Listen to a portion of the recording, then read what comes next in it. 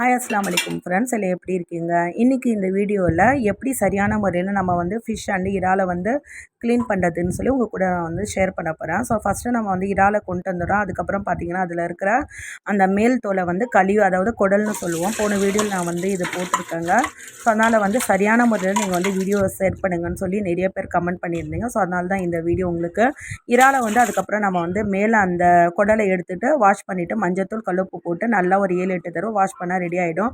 So அதுக்கப்புறம் பார்த்தீங்கன்னா இந்த மீனில் பொதுவாக பார்த்தீங்கன்னா வந்து எந்த மீன் இருந்தாலும் நீங்கள் கொண்டு வந்து கல்லுப்பு போட்டு ஒரு 10 to 15 மினிட் அப்படியே விட்டுடுங்க. அதுக்கப்புறம் அதில் இருக்கிற ஒட்டி இருக்கிற ஒரு 2 தடவை வாஷ் பண்ணிவிட்டு 3ஆவது தடவை நீங்கள் என்ன பண்ணுங்கள், நல்லா வந்து இந்த மாதிரி 2 கையால் வச்சு அந்த பிளட்டெல்லாம் வந்து கெட்டியாக இருக்கும். ஸோ அதெல்லாம் நல்லா எடுத்து விட்டுடுங்க. அதோடு நீங்கள் சமைக்கக்கூடாது, ஏன்னா அதில் வைரஸ் பாக்டீரியா இல்லாமல் இருக்கும். ஸோ அதனால் வந்து மஞ்சத்தூள் அண்டு கல்லுப்பு பார்த்தீங்கன்னா நல்ல ஒரு கிருமி நாசினிங்க. நம்ம வந்து எப்பவும் வந்து ஏனோ தானோன்னு சொல்லி சமைச்சிட்டு போகக்கூடாது.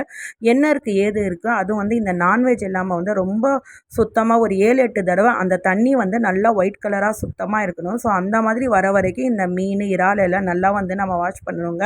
ஏன்னா ஒன்றுக்கு எதனாச்சும் வந்து மிஸ்டேக் ஆகிடுச்சுனாலும் அது வந்து பார்த்திங்கன்னா உடல் உபாதையில் கொண்டு போய் நிறுத்திடும். ஸோ அதனால தான் நம்ம வந்து இது ஒன்று வந்து ஹைஜீனிக்காக பண்ணோம். இந்த ஃபிஷ்ஷை பொறுத்த வரைக்கும் பார்த்திங்கன்னா அந்த தலைப்பகுதி அந்த பீஸில் இல்லாமல் வந்து நல்ல அந்த பிளட்டு வந்து கெட்டியாக இருக்கும். அதெல்லாம் நம்ம ரிமூவ் பண்ணி நல்லா வாஷ் பண்ணிடலாங்க.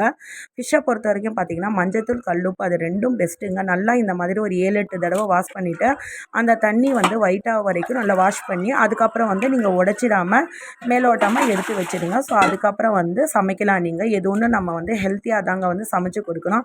ஸோ இப்போ பார்த்தீங்கன்னா சூப்பராக அந்த ஃபிஷ்ஷும் அதுக்கப்புறம் வந்து இறாலும் ரெடி ஆகிடுச்சு. வீடியோ பிடிச்சிருந்தால் லைக் பண்ணுங்கள், கமெண்ட் பண்ணுங்கள், ஷேர் பண்ணுங்கள்.